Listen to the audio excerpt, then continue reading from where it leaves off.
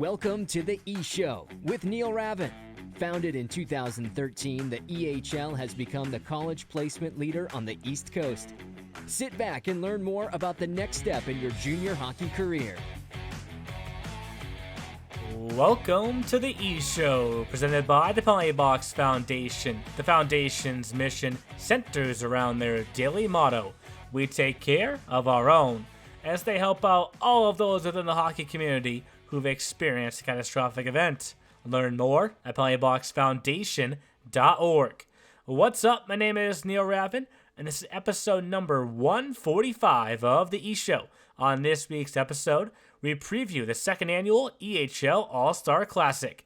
Kicking things off, however, inside the weekly rundown, we begin the episode by taking a look back at this past weekend, which featured the second league-wide showcase of the season in the EHL and the EHLP.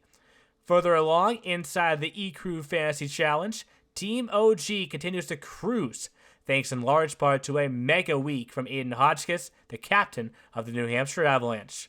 Last but not least, we wrap up the episode with a discussion on this weekend's All-Star event in Worcester, a fitting final showcase before a short break for Thanksgiving. This week's episode is brought to you by Hockey Tech, the developers for the new EHL app, available now in both Apple and Google stores. And with that, let's bring in this week's E-Crew. Jeff and Anthony, we are all recording from different spots this week. Or really just Jeff. I should say. Jeff, this is an incredible office you have going on right now. Can you describe it? From right outside the world historic Matthews Arena. It is a historic artifact. Joe Bertagna will tell you this was Boston Arena some years ago, original home of the Bruins and Celtics. I am in my car right outside because it's been a little bit of a zoo here today. We had Northeastern women's basketball's home opener, Northeastern men's basketball versus the Harvard Crimson tonight. And that's what I'll be doing after we finish this recording. So I'm recording from my car because the E-Show, I love you, and I will do anything for you. So here I am. You do it all, man. I respect it. I respect the hustle. I try, buddy. Of course, as you can imagine, Jeff is wearing a Northeastern jacket. As you also can imagine, I'm wearing something about Tom Brady, which is kind of just common, both of us. Anthony, can you read aloud what your shirt says, though, since everyone at home can't see it? Okay, that one. I don't always scream at my television, but when I do, it's hockey season. Yeah, so for those of you who can't see at home, Anthony has like 22 words on his shirt. Neil's shirt, Brady. One word. The contrast between your two shirts is great. Yes. Phenomenal. Well done, boys. Good uniforms today. And I would say with that, let's jump into the weekly rundown. It's time for the E-Crew's Weekly Rundown. The E-Show Weekly Rundown is brought to you by the Junior Hockey Podcast, your home for junior hockey news, knowledge, and nonsense. Check them out at tjhpodcast.com. So we talk about division races every week, and I think every division is compelling on its own. But after what took place this past week, there's no debate that the North Division is the toughest division right now. You can't debate it anymore. It's easily the toughest division. They just went 11-1 combined at the showcase. That's unheard of. All right, cue the end of the show sounder, and we'll see you guys next week. That's it. That's all that needs to be said. I mean, sorry, South. I mean, numbers don't lie, right? Anthony and Neil, numbers don't lie. You just said it, 11-1. And just look at the race itself. The Avalanche now, number one. Chris, we're so sorry that we didn't talk about you guys enough. You made your point. On notice, Aden Hotchkiss, love you. Absolutely love you to death. Thank you for all the points that you got. Me and Commissioner Ravin this week. 6 goals, 4 assists, I think was the final showcase total, Neil. And then there was more after. 60 plus? Well, there was more after. Oh, that's right. The 6-2 win. That's right. 6-2. So they leave showcase play after having a great showcase weekend. An unbelievable come-from-behind victory. They made me look a little smarter than I really am, saying the what to watch for. That was my second what to watch for game. First one was Applecore Wolves. Second one was Avs Ducks. And I called that entire game. That was, I think Chris might agree with me. The first 25 minutes, we all saw him as he came up, right, Neil? Yeah. Can't tell you exactly everything that Chris said after that, but I think that was some of the worst 25 minutes of hockey that this year's Avalanche team played. Give them credit. They came out storming in the second after giving up 3 what I would call very shoddy goals that I think Paremba would want to have back. And they win 4-3 against the Protect Junior Ducks, the second best team in the entire league. That was the battle for first. And the Avs end up taking it 4-3. That was probably one of my best games, I think, of the weekend. We had a ton, and actually that went to overtime too. I forgot that was an overtime game because the last day we had 5 out of our 9 games on that last day went to overtime, and I think I had 3 out of my 5 calls went to OT. So a lot of fun. I mean, I guess what stands out to me is we know how strong the Avalanche have been, this being their 6th season, right? Mm-hmm. Never before have they been 16-3-1 through 20 This games. is their best record through 20. Wow. That is they've had some good teams too, right? Yeah. But 16-3-1. And then the team in second place, the Wolves with 14 wins, and the team in third place after the weekend finishes, the Lumberjacks with 13 wins. Both of those teams would be leading any other division if they weren't in the North Division. That's wild. How about that? And we'll put it in air quotes. That last place team, too, guys. Seco Spartans, 11-4-2. Hey, how are you? 24 points. Last place? What? Well, it's interesting, too, because the Spartans coming into the showcase were, I think they had lost 4 straight. They had 2 regulation losses, I think 2 in overtime or the shootout. And then they end up sweeping the showcase. Yeah. I mean, showcase is a different beast. Very different beast. I know you didn't love the overtime winner, Anthony, and we haven't posted the top plays yet, but it's coming. But the goal that Carson Whitman scored, man, there was not a lot of room over the shoulder of Kyle Span for that game winner. No, I saw that too. That was, we talked about it in last week's podcast. I went to a friend's wedding. Shout out to the newlyweds, Andrew and Rebecca Smedberg. I'm sure I'm the only one in the league that knows who they are, but give them a shout out anyway. But congrats, guys! Excited for yeah, you? No, yes. It was great. But the day before, that was when they won it, or the 87s lost in overtime. I'm all over the place right now. Yes, that was a very good shot. I thought it was a very hard fought game on both sides. I know the 87s had a couple of chances too early in that overtime, but then it was a costly giveaway in their own end. Yep. And was it William Prey who took the puck away? He was the one that got the steal and set up the game winner? I believe so, yes. So, just not a guy that you could turn the puck over to. And Jeff mentioned the overtime games. The data that I want to highlight the most is really day 2. When you look at just the scores, right? 4-2, 3-1, 4-2, 4-2, 1-0. 2-1 in a shootout, 2-0, 3-1, 3-2 in overtime. Every game on day 2 was decided by 2 goals or less. And some of those are empty netters too. Yeah, and day 3, Jeff mentioned the overtime games, and there was a couple of games that were a little bit further apart. There was a 3-goal win, a couple of 3-goal wins and whatnot. But for the most part, there wasn't a game with more than a 4-goal victory, right? Which just shows you that yes. We're going to leave this podcast by saying that the North is the North, right? But really, the league is the league. The league is the league right now. The league is the league. The league is the league. The league is you have to show up. You just have to show up. Every game had its own different storyline. And look at the Maryland-Rhode Island game. Maryland's up 2-0. Hit the break. Things seem good. They lost that game to Rhode Island in overtime. Every game, you have to finish it in showcases 50 minutes. But in regular season 60, you have to finish it from the moment you drop the puck to the moment you end, because there's important points on the line. And I know we're not talking playoffs too much yet, but little things like that are going to add up. And the Rough Riders are the best example of that, Neil, right? And Anthony. 2 of their games went to overtime. Their first game, they lost 4-2. They put up a good fight against the Wolves.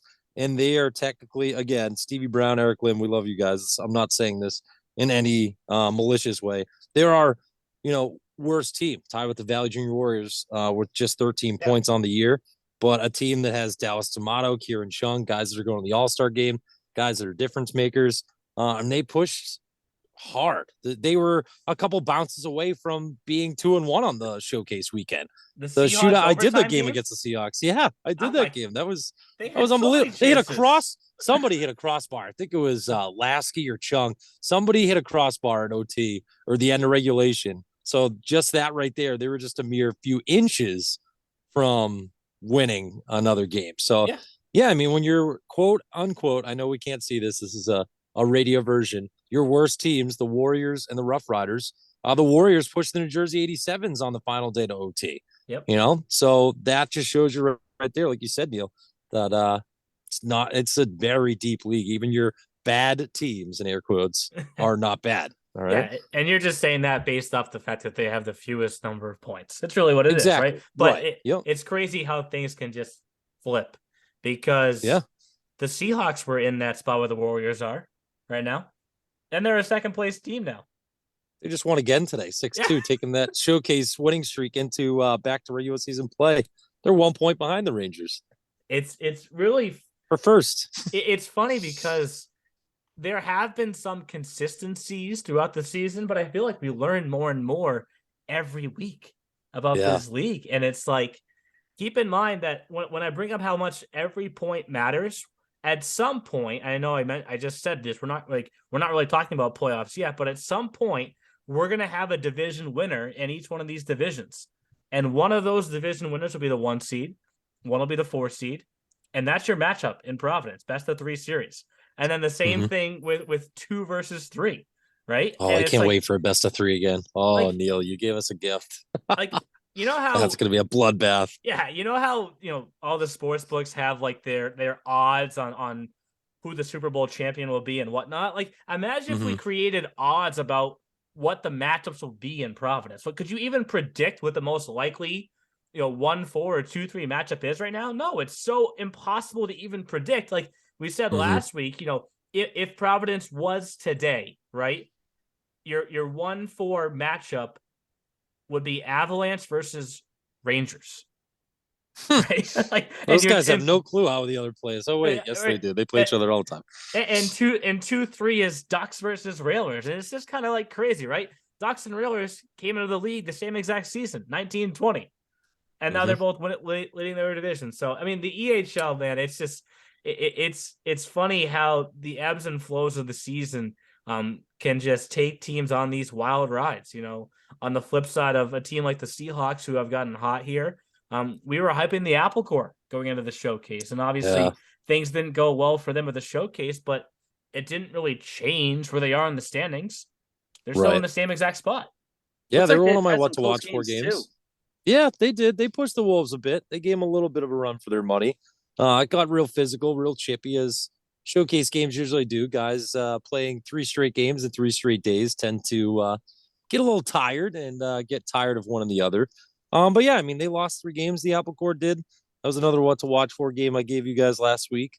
And the Chiefs, I mean, they lost another. Speaking of other teams that have kind of flip flopped. Sorry, Coach F, we love you, but yeah, I mean, they got cold at the best time for the Railers and the worst time for themselves, because now they find themselves in second, and they're now technically tied 22 points apiece. Railers do have a game in hand against the Chiefs. But, I mean, look at that Central Division landscape. That's changed quite a bit from the last week or two. So, like you said, Neil, it's a matter of it's changing week to week, but it's changing day to day. I mean, go head on to our new fancy easternhockeyleague.org website, hit the daily schedule button, and just have yourselves a day. Anthony, one of my favorite parts about you is you're always watching, right? That goal that the Lumberjacks scored, we haven't posted top plays yet. But that's the number 1 play, right? It has to be. It has to be. I wish I gave Victor Daniel more credit for the amazing chop down and still got the pass off. I was more focused on Jackson Collins' goal. That's why it was so funny, too, because I just tuned in to watch that game on Hockey TV. I'm like, oh, let me see how this Lumberjacks game is going. And, of course, I see Daniel going up the ice from his knees. He dragged it between his legs to slide it across to Jackson Collins, and he just shoveled it right over the glove. And I think I even said in the group chat with Neil, I was like, ew, that was a gross goal. Like, we have to get this. That's Anthony's favorite favorite compliment to the nasty, slippery moves by our boys. Ew, stinky. Well, it was Good funny. stinky. It was funny. I think it was a P game for the 87s where Chris Russo was talking about it from the bench because he heard the 87s players saying that when one of our guys made this great play. So I'll reiterate it here. I always joke with the parents around Thanksgiving time. You know, if your hockey playing child says ew or gross referring to the cooking, that's a compliment because it usually refers to something good. Yeah.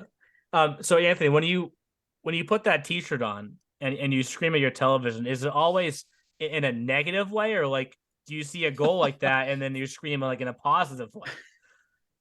I mean, the way the New Jersey Devils have been playing, They've been playing well. A very good way now. Okay. Yeah, Okay. Good for them, Anthony. They good are for on you a guys. heater. Little Jesper Brod, baby. Give me a Brod of Jesper. There we go. Flipping over to the EHLP. Actually, but before we do, I did mention the North Division going 11-1. Also should point out a couple other teams that swept their weekend set of games, the Wizards and the Seahawks. Maybe two teams that we at one point said, who are they, right? But just making the East even tighter. But then I want to get over to the EHLP as well, because there were teams there that swept the weekend, in the same way. Start with the host team. The Valley Junior Warriors won all three of their games, and I think quietly climbed their way into the power rankings. And they've kind of said like, hey, the Railers and Rangers are being talked about as the top dogs in this East Division, but we're going to be there too. And it's nothing against the Seahawks or the Express that trail them, but those top three teams, man, like that battle in that Boston division in the EHLP, that's going to be fun to watch. The Boston division, everybody. The Boston division, not the New England division. We'll be taking sponsor money in the offseason to see who wants their name on those divisions. All jokes aside, yeah, that was another game that I got spoiled with. That was the opener on, what day was that? Saturday? Our opening game Saturday, I believe, yes, right? When they faced Adirondack, yes. Yeah. And that was the first time I got to see Coach Verkowski's Adirondack Junior Thunder. Love those jerseys, and their fans travel well. I had a whole slew of fans next to me to my right that were cheering on the boys from start to finish, and that was yet another overtime game. And it was Sean Lane, I believe, that had the game winner, who he was just named one of our players of the week. So congrats to him potting that game winner. That was a good game, and Coach Heigl has a pretty good bunch with those Valley Junior Warriors premier. That was the first time I've seen them this year too. That should be, like you just said, Neil, that's going to be a fun race, much like our North Division in the EHL. I think that Boston, I almost just called them the New England Division again. The Boston Division is going to play out, and I think that's going to be a race to the end. Yes, Sean Lane was the forward of the week in the EHLP, scored the game-winning goal on the goalie of the week in the EHLP. Who we gave Kean Hodgins. We gave that to Hodgins. And I didn't even realize what he has for a record right now. His record is 7-1-5. Oh, like that's a pretty ridiculous record, right? Because can we go get him over to the East Coast Wizards, or see if Corey Felidio sign him? Well, there you go, Jeff. The Wizards with their record of 8-7-4. You know what Adirondacks record is?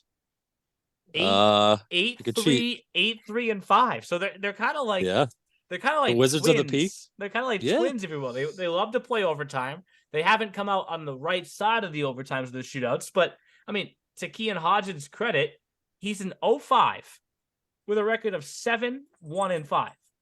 That's like Kevin Wright was for the Seahawks last year as an 0-5, our youngest player in the EHL and EHLP. Good for them. I mean, that's and the thing about Adirondack too is that they have a lot of overtime losses, but they're going head to head, toe to toe with every really good team in the EHLP. Boom. The 87s, the Boston Junior Rangers, the Avalanche, the Lumberjacks. Yeah, you name it. I mean, they're competing with every one of them. The Pennsylvania Huntsmen too. Yep. And it's just so fascinating that there is a chance that we could see two expansion teams maybe playing in Providence. Could you make the case, Anthony, that what Adirondack has gone through almost makes them, quote unquote, battle tested? In what way? Like, so that when we get to the playoffs and, in the playoffs, if you go to overtime, it's not 5 minutes that goes up, it's 20 minutes, right? And in a way, True. they could say, "Hey, we've been in 8 overtimes already. This isn't new to us." But when their opponent could say, "This is our first or second overtime game," could being in that situation so many times actually help them down the stretch? I think it could. No shootouts, that's for sure. They've been I in don't 4 of know. those. You know what? I think the bigger factor for Adirondack, if or when they make the playoffs, is the leadership they have. Maybe not so much the amount of overtime games they played, although it could help getting used to playing in crunch time.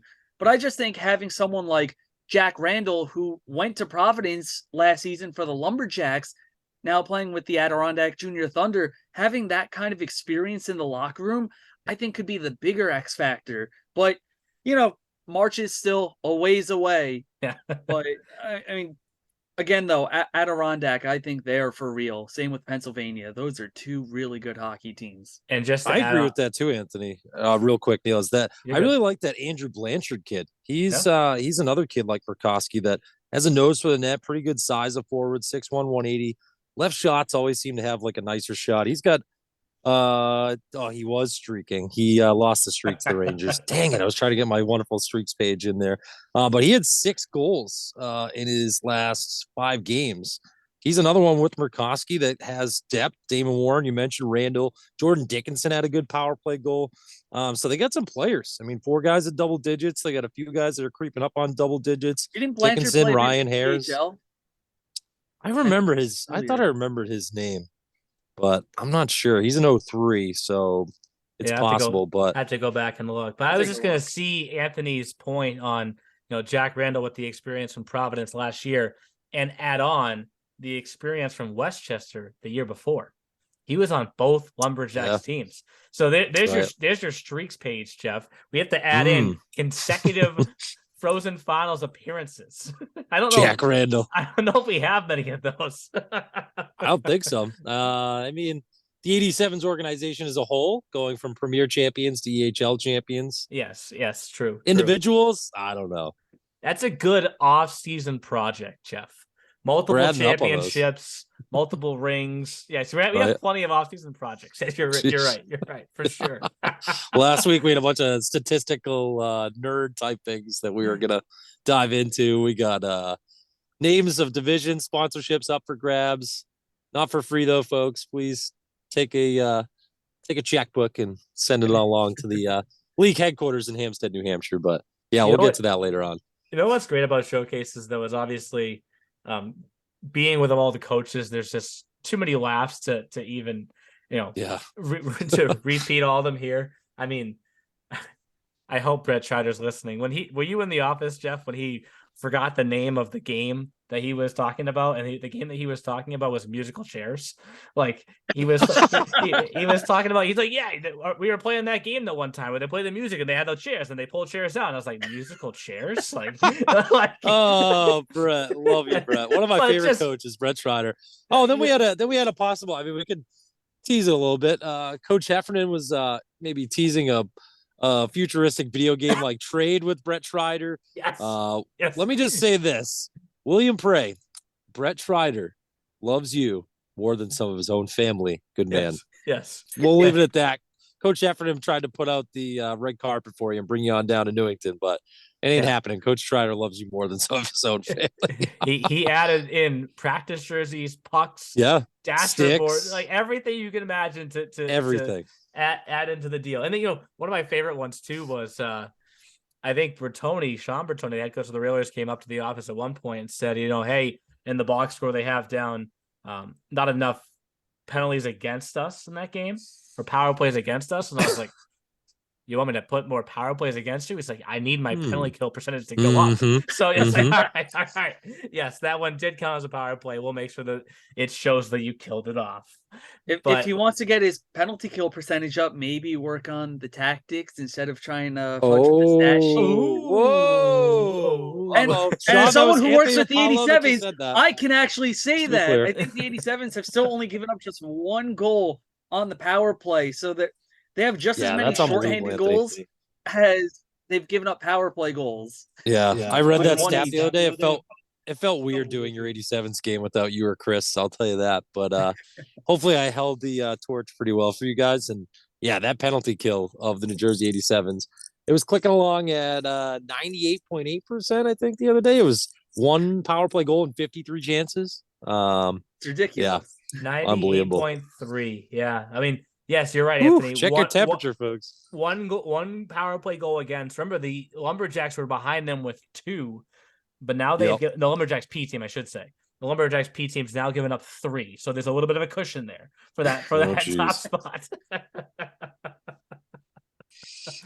Oh man! And that realist power play still at 34.3%. I called a couple of power play goals for them. 24 power play goals. You know who else has a sneaky good power play? The Seahawks.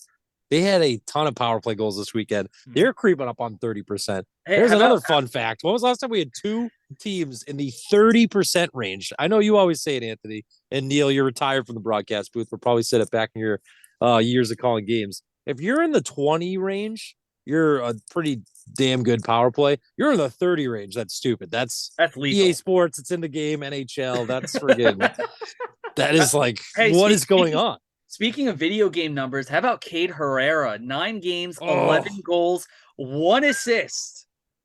That's it. So the one game he did not score a goal. They changed it to an assist. I'm not kidding you. They called that a goal initially for him. They changed to assist. And I said, hey, Cade, you know what? Your point streak's alive. You need to add a few helpers in there, bud. Can't just keep getting all these tallies. You got to add some helpers in for good measure. But yeah, what a get for Coach Zanaboni. Cade Herrera, he's been unbelievable coming over from the South Shore Kings.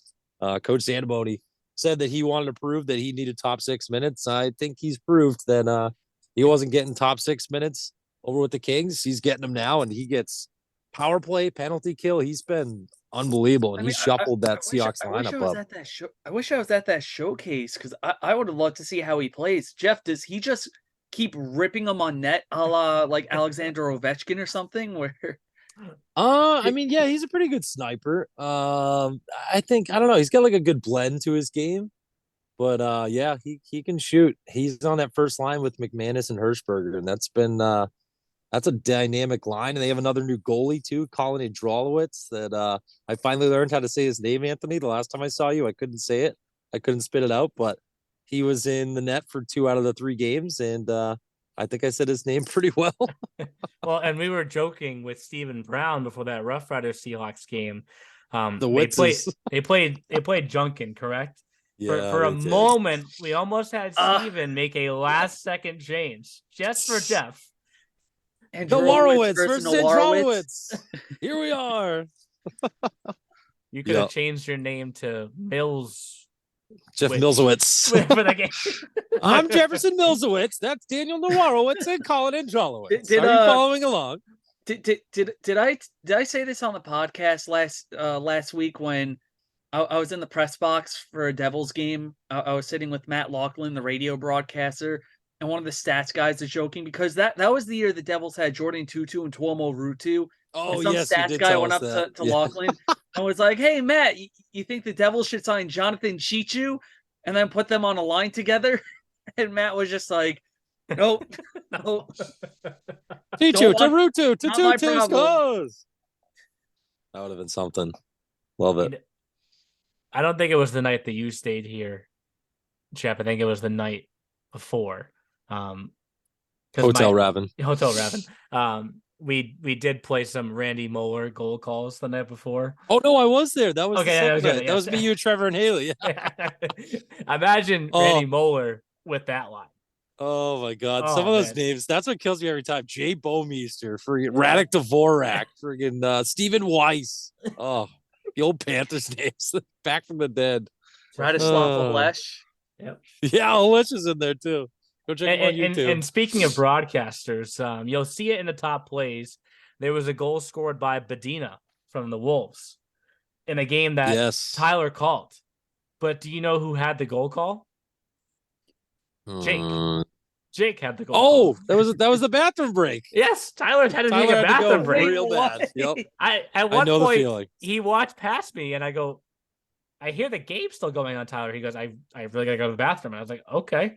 And then Jake on the comes mic. in. Jake comes into the halfway. He's like, "Oh, you just missed an unreal goal." And then I go see they post the top play, and I'm like, "Damn, that's kind of a tough time for Tyler to leave the broadcast because Heath Bench like weaved his way through and then set up Badina for a one-timer, and Jake like seamlessly just jumps right in and calls it." Well So done, Jake. I was like, you know You what? you caught him on the way in. I caught him on the way out. I almost got ripped in the teeth by the door as Tyler was flying out. I was on the other side at the intermission of my game, and Jake was so pumped. He was like, "Oh, that was the best bathroom break I've ever filled in for." You know what? Too much fun. This Too much weekend fun. proved that we can adjust on the fly and react on our toes. Audibles. Neil, what do we always say? There's a solution for every problem. Exactly. Anthony, I'm sorry, but there's a problem right now that Team HNIB is going through. We have to jump to fantasy. It's time for the eCrew Fantasy Challenge. The eCrew Fantasy Challenge is presented by BioSteel, the sports drink of the EHL. Use the promo code ESHOW, that's ESHOW, for 25% off when you check out at biosteel.com. There's two problems. One's named Neil Ravin, the other's named Jeff Smith. and Joe Sindoni, I guess, is the that's right, Joe. honorary member. That's right. Yes. And I know I say this every week, and it makes me sound so arrogant, right? But the Team HNIB put up 43.6 points. That is a good week. It is a good week. Now, is it as good as 75.4? I don't think so. Well, that's because Aden Hotchkiss was like, you know what? If that team is going to put up 43 points, I'm going to go out there and I'm going to put up 33 on my own. I thanked him on the air for taunting us with that video of practice, Neil. I said, thank you. That's what we needed. Me and Neil need a little push. Thank you, Aden. I mean, just he rewarded from us. Arendes, Perret, and Herrera, Team HNIB had 6 goals, 6 assists, 4 power play points. Like, they got 11 points from Arendes, 11 points from Perret, 15 from Herrera, a pair of points from Boyer, 3 from Doherty, 4.6 from Giroux. So maybe if that Avalanche overtime game goes a little bit differently, you plug in, another 6 or so points there. But 43.6 points, that is a good week. It is. It is. That was some of the highest scoring weeks when we were back to the old days of the individuality runs. Oh yeah, where some of the people were getting close to 80 points in a week. Yeah. So, but Jeff said his name earlier for us. Colin and sorry, you say it again, Jeff. Androlowitz. At least that's what it is until we hear other 3 wins, right? Mm-hmm. 102 saves, a bonus game 1 because he knocked off a top 5 team in the Lumberjacks, right? Yep. Ryan Dutcher was the defenseman of the week going into the week, but he was like, you know what? If Hotchkiss is going to do what he's going to do, it's okay. Team OG, I'll just play defense. So we've had a rough go with the DJ Costa, Lucas Salas the week before, Caden Connors. I don't know. Our D are Merriman got us 5 points. Wutsky got us 3 points. Wyman got us 7 points. So you look at those 4 guys, Wyman, Wutsky, Merriman, Dutcher.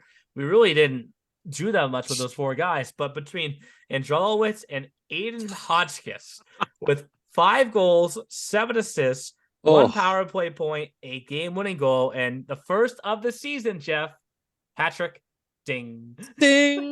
Justin, please put that in there. Thank you very much, executive producer. Appreciate it. Miss the dings. Give us a ding. So between Hotchkiss and Androlowitz, quick math here, that was 60.4 points. Never do math on air. Felger Maths always teach you that. Never works out well. So you're saying that 2 players beat HNIB by almost 20 points. Yeah. That is correct. Yeah. Love you, Ant. Love you, Ty. Love you, Jake. Whoops. Obviously, Hotchkiss is in his 3rd season now with the Avalanche, and I wrote this in the Stars of the Week post. It truly feels like since he committed to Plymouth State this past season for next fall, right? So he committed kind of a year early, but did it in a way where he knew he was coming back to be the captain this season. I mean, just to have that weight off of his shoulders, it looks like he just can play. I don't want to say carelessly because he's not careless, but he's just free of any stress. Like, you don't have to worry about committing. Like, you can just go out and play hockey and develop. And the points are just silly. And that first line for the Avalanche with him, Daniel McKiernan, and Kyle Dan, that could be one of the best top lines we've had in our league's history. When the season's Did you hear done. that, Chris? Don't be texting. All right. Neil Ravin's giving you love. All right. Love you, buddy. I mean, Hotchkiss had how many goals? Had a hat trick against the Little Flyers, right? And then you fast forward 2 games yesterday when they go out of the showcase and they face the Wolves, who I mentioned have 14 wins, second best team in the league. Daniel McKiernan had 4 goals. Obviously, Hotchkiss assisted on, I think, all of them, right? It's like that first line when the season is all said and done. I don't know, man. I have this feeling that we could be talking about where they rank, in the history of the league. And literally, McKiernan's done all that in the last 5 games. Like, he wasn't at the top of the leaderboard. All of a sudden, 4 goals, 1 game, 1 assist, a goal and 3 assists, a goal and assist, 2 assists. Yeah, so he's doing that as of lately. He went from nothing to everything.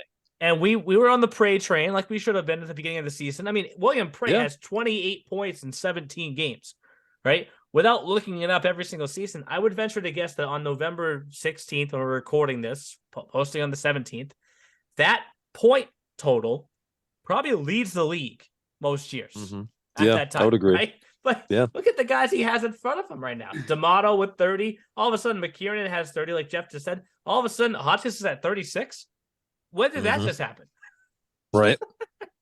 Picking up a lot of more goals lately, too. Hotchkiss always a big assist guy, a lot of big distributor, but starting to find the back of the net, too. Yeah. Dangerous combo. Yeah. I mean, obviously, it helped us out because we love it. I mean, 33 fantasy points is it's pretty ridiculous. So, and yeah, he's obviously a big reason why I think they're on a 13-game point streak. I know Chris wants to correct me the second I say that, so I'm going to check it. Oh, yeah, you'll get the text as soon as that's posted. Thursday morning around 10:34, 10:38. Yeah, I mean, their last loss was against the Wolves in overtime. I was going to say, they got a point that on game. The 16th, right? So their last regulation loss came all the way back in their mini showcase. Oh, Sunday, October 9th against the Chiefs. Wow. They haven't lost the game in regulation. Over a month. Wow. Maybe we were sleeping on Aden Hotchkiss and the Avalanche a little bit. Maybe a little bit.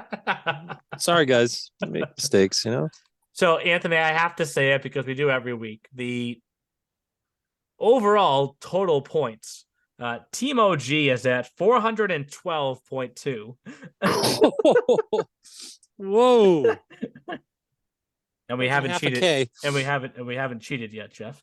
And nope, we have not. No plan. Team HNIB is at 257.8. So yeah, our lead is 154.4. So our stat line looks like Connor McDavid right now. 45 goals, 70 assists, 27 power play points. That's the end of an 82-game season right there. But again, there's a lot of season left, so we won't get ahead of ourselves just yet. But yeah, so Anthony and Tyler and Jake play this in the end of March, and they're like, "Remember when you guys were up by 200? Now you're tied. Suck it." It's amazing. But all right, Anthony, how does Team HNIB reset things this week? Okay. Yeah, that's quite a lot of ground to make up. He's by himself this week. No Jake, no Tyler. Where's his teammates? Come on, teammates. What the heck? Leaving your poor captain out to dry. All right. So here are the picks for this week. I'm going to start off with an 87s forward, being the homer that I am. I'm going to go with Chris Zapata. He has 4 points in his first 6 games. I thought he had 2 goals this showcase. I guess they took one away from him because it says he only had the 1 goal against the Valley Junior Warriors. But that was the last game in that overtime win. I think that he's going to continue playing well. He's getting used to his teammates, developing some chemistry with his line mates. I think he could have a good game starting, as of this recording, tomorrow against Team Maryland. By the time it comes out, it'll be today's game. Mm-hmm. Then I'm going to go at the EHLP level with Hunter Atkinson. He's been playing really well for the Avalanche as of late. He has 2 goals, 2 assists in his last 2 games. So he'll be my P selection, also a forward. Then I'm going to look towards the Boston Junior Rangers, Luke Morissette. He's also had some pretty good games. He's had a couple of 3-point nights earlier in November. He also has points in each of his last 2 games. I think he'll be a solid addition for Team HNIB. Then on defense, I'm going back to the ProTech Junior Ducks, David Dell. I mean, the Ducks have had a couple of good defensemen so far this season, putting up points. He's been one of them. He had 3 assists in one game against Team Maryland. So I think he'll be a solid addition on the blue line. Then Neil Jeff, I think you had him last week, Chris Merriman. Yep. Well, I'm going to take him onto Team HNIB. All right.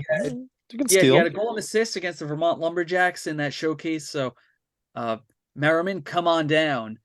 And there he is. In goal, I'm going to go with Nicholas Hansen for Philadelphia Hockey Club. I think we don't talk about Philadelphia Hockey Club as much as we probably should. Hansen has a 7-2-1 record, 210 goals against average, also has a .924 save percentage. He's been real solid for Philadelphia.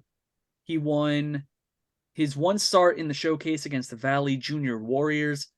So I'm going to bring him onto Team HNIB as our goaltender. Beautiful. So, again, it makes us look arrogant, sound arrogant. Yeah, we sound like douches after that last segment, I think. Can you say that on here? Ooh, I don't know. Can we? I don't know. I guess we'll go with it. But jerks? We sound like a bunch of jerks. How's yeah. that? When we Cue the Carolina Hurricanes. No, don't talk about them. When we I guess when we have the lead that we do, we can mess around a little bit. Yeah, and get a little cute, one would say. We'll be the first to put an EHLP goalie in play. And that's what we did with Aden Healy. I know he's been splitting time really with Dom Wellicka for the Railers. I think they have 3 games coming up here. And it's not really just Healy's goaltending numbers that stand out. There's a few assists in there too, Jeff. So the old Nate Miller, the old stretch pass. Love it. I don't think we're going to get any game-winning goals from Healy, but maybe an assist. Well, we'll take his 176 goals against say never. 37 save percentage. I'll take that all day. You want to keep working up from there, Jeff? Start with the blue liners. Yes, because you know what? Keep it in order. Let me take the defenseman because obviously Go for Mulligan, golf reference, Mulligan from our first time we took Eddie Mulligan. Hoping for better results this time around. Second tour duty. They have a 2-game series with HC Rhode Island coming up. And then I'm taking Julian Wainwright, or we're taking Julian Wainwright, I should say, because there was actually his father who helped us kind of fill up the Michigan Combine, which we just announced, Jeff. So you can start plugging that like plugging crazy. the heck out of it before the awards show, during the awards show. Got to make it part 2. It worked well last year. Looks like we got some good players from Michigan, so got to toot the horn harder. I'm just tying everything together as best as we can. So there's our goalie in 2D. You take the forwards, Jeff. All right. How about Ethan Byrne from the Philadelphia Hockey Club? Anthony's right. Haven't talked a lot about Philly this year. One of our newest teams, and they've been a welcomed addition. So Ethan Byrne, one of our top point skaters, 19 points. He was, I'm pretty sure, the first week or so, he was the leading point skater in the entire league, but still at a point per game pace. Yes, that's not as good when you got guys like Hotchkiss and McKiernan and hello Nash Ravin behind you. Yep. It's not as good when you got guys like that are averaging 2 points per game, but Ethan Byrne's still a very, very good points getter, gets power play time. So hoping that we can continue to get some good things from Jeff Perot's one of his most popular forwards, and Ethan Byrne.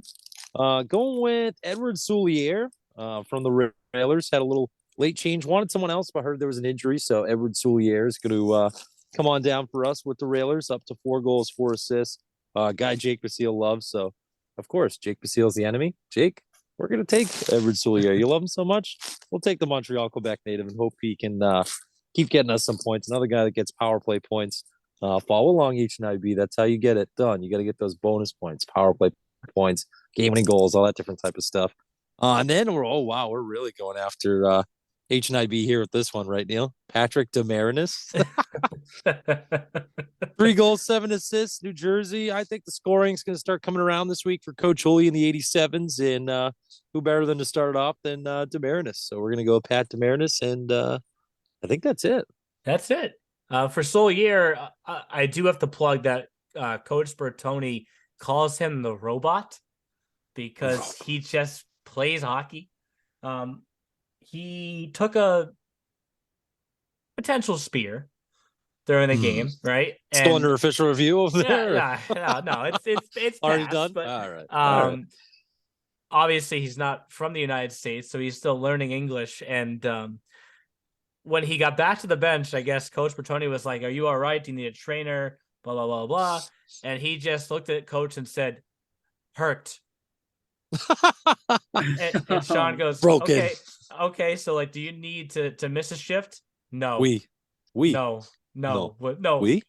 He goes, so you're good for the next shift? Yes. So he went right back out there. He's like, Sean was like, you cannot get in this guy's way. Like you could knock him out and he just gets right back up. Like, so everybody needs a little Edward Soulier on their team. They call him the robot because he just never stops, is what they say. So big kid too, 6'2", 200, a little under 200 pounds from Montreal. Yeah, that's damn big. So yeah, good size. Anthony, I do feel good that it's only in November and a comeback is coming. I really do feel like the comeback is coming. I don't know if it's I do wonder if it's time to hit the panic button though. Oh. Maybe we'll get you one of those from Staples at some point so that you can hit that button while you're on the podcast. You and John Tortorella both. You see that interview last night?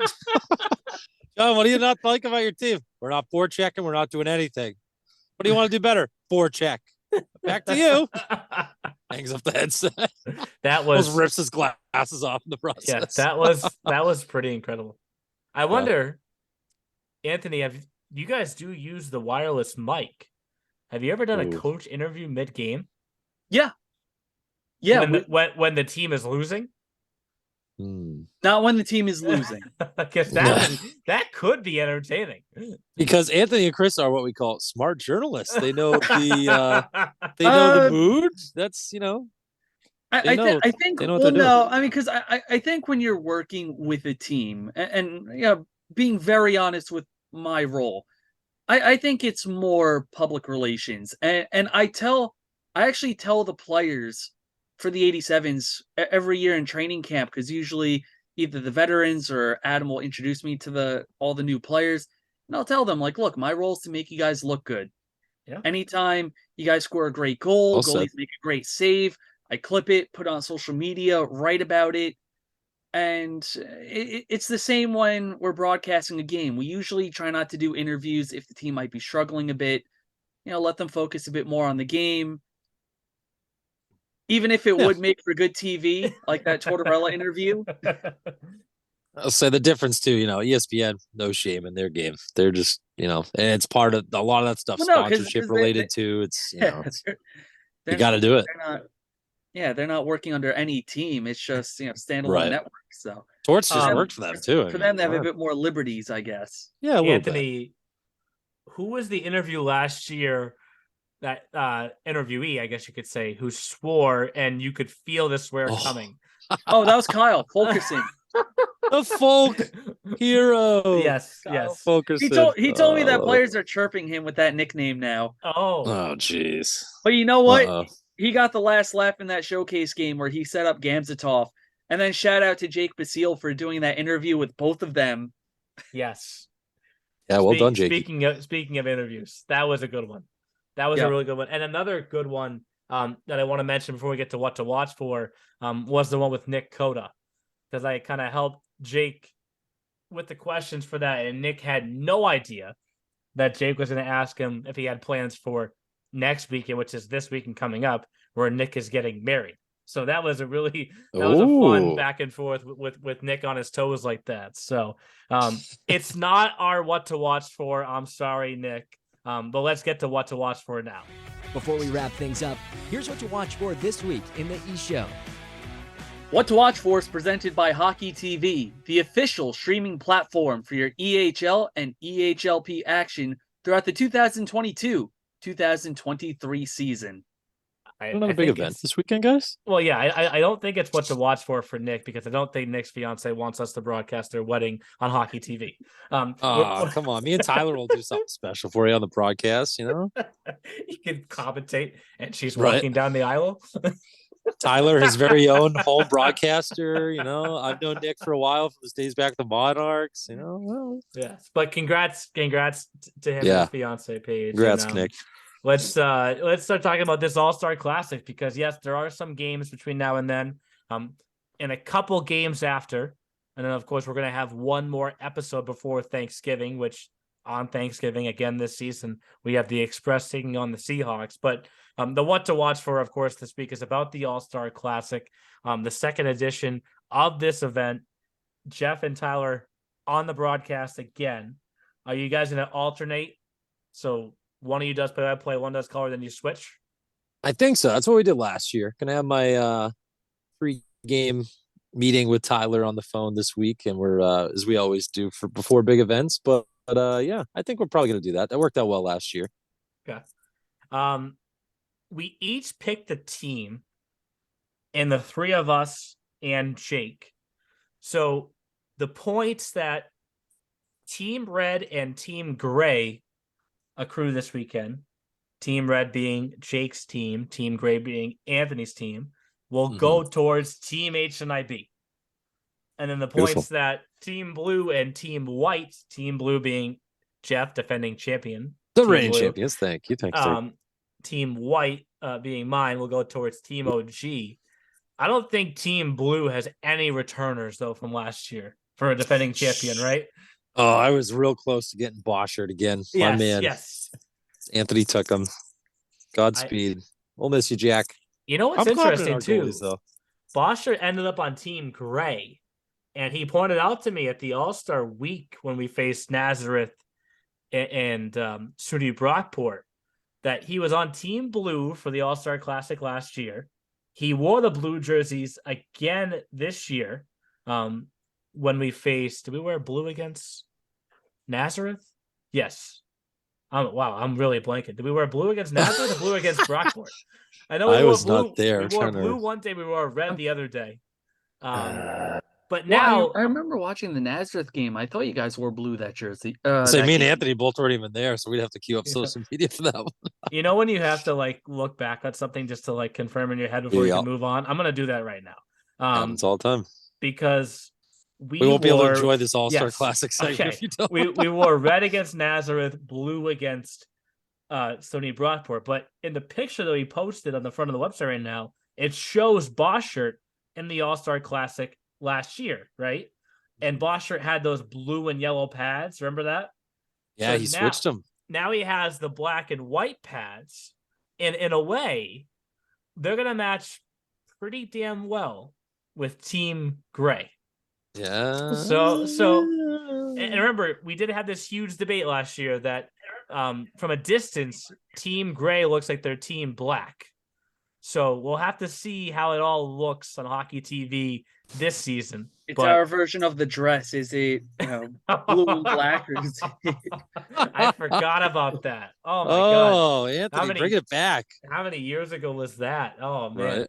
So I'm not going to read off all 70 names on the podcast here because we're nearing the end of the episode. Plus, I want to tease it in a way to have the fans at home go to the website. It's the first store right there. You see Boschert with the blue pads.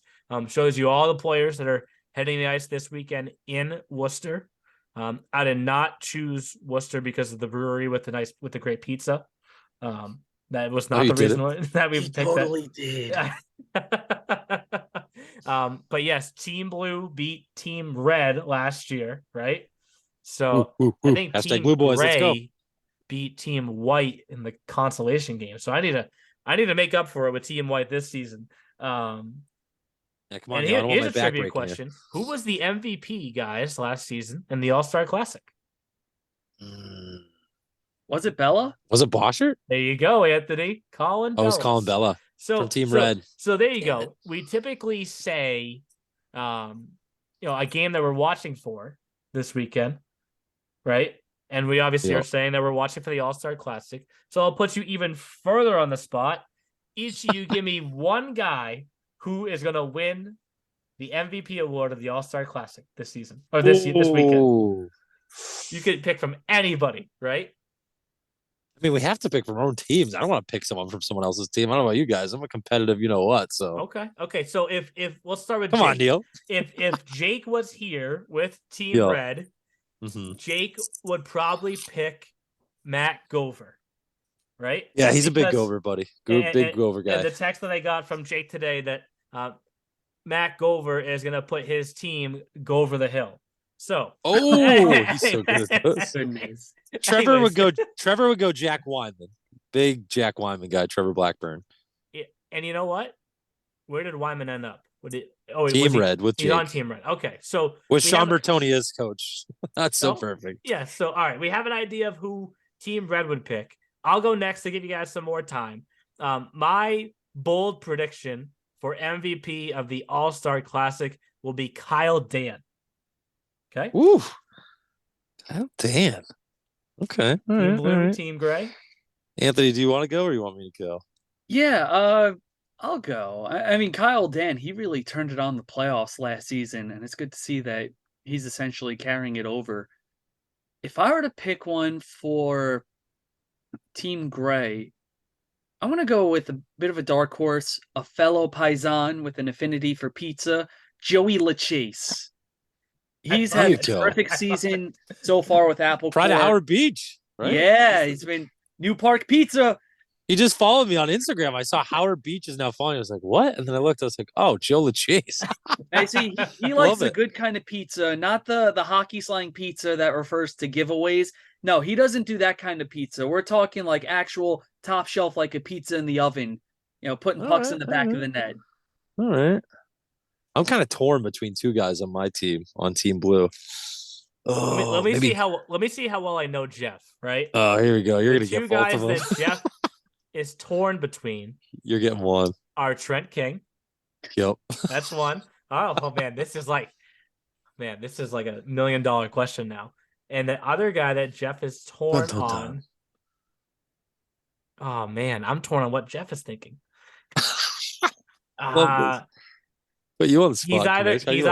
Jeff is either thinking of Scott McManus or Dallas D'Amato. Oh, I was going Scott McManus. You know me so well. We just won $1 million, Neil Rabbit. How are we feeling? But now pick one. Trent King. Okay. The kid's speed is just stupid. Talking to a lot of college coaches this weekend, everybody was looking down. I think I had the pleasure of calling 2 of the 3 of the Vermont games, and every coach was just looking down every time 12 was speeding up the left wing, speeding up the right wing, and they were like, this kid, his speed is unbelievable. Also has a good shot. And his size hasn't been a factor either. Trent had that top play in Vermont, right? Wasn't it King that dangled the defenseman at the blue line, and then kind of like Dane Yo the other day, where dangles a defenseman, slides it across, and his teammate scores on a one-timer. And his size or lack thereof hasn't been an issue at the EHL level. I was wondering when he got called up from Premier, if maybe he's listed at 5'7", 120. That's a slippery fellow there. But he'll put some size on. But I saw him throw a couple of hits this week. He got hit in the neutral zone in one of those games. Popped right back up, went to the opposite blue line, laid the hit right back. Didn't even bother him. Okay.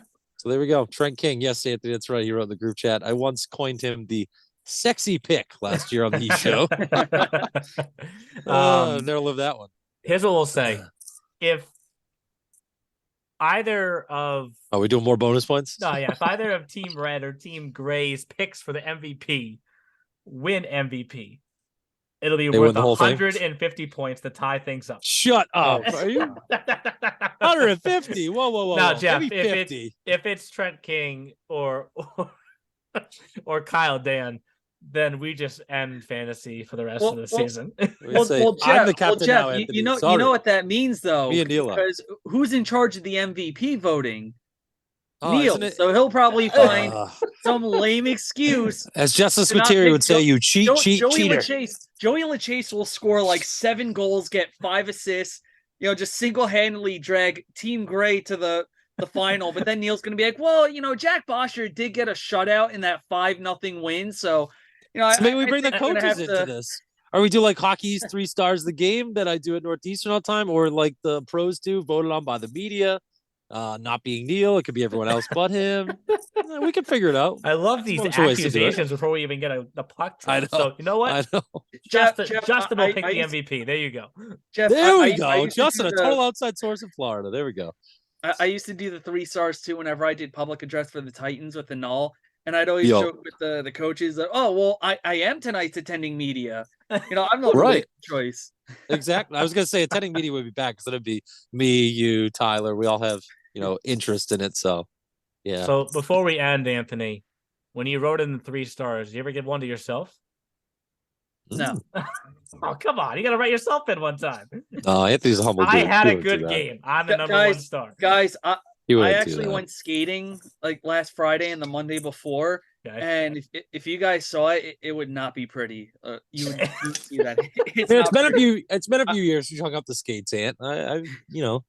Hockey's a hard thing. There's a reason why I went to broadcasting. Okay. I mean, it's like golf, Neil's favorite sport. If you don't do it enough, you're gonna always have a vicious slice. That's my issue.